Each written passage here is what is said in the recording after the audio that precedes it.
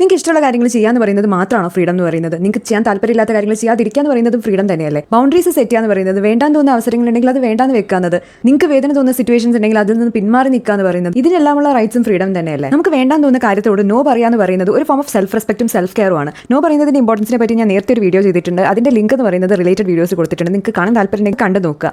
സമൂഹത്തിന്റെ സമ്മർദ്ദങ്ങളുടെ അടുത്തും നമുക്ക് ഓക്കെ അല്ലാത്ത കമ്മിറ്റ്മെന്റ്സിന്റെ അടുത്തും നോ തന്നെ പറഞ്ഞ് ശീലിക്കുക. വിവാഹം, കരിയർ പോലുള്ള കാര്യങ്ങൾക്ക് വേണ്ടി നിങ്ങൾ ആരെങ്കിലും പ്രഷറൈസ് ചെയ്യുന്നുണ്ടെങ്കിൽ ആ പ്രഷറൈസ് ചെയ്യുന്നവരോട് നോ പറയുക.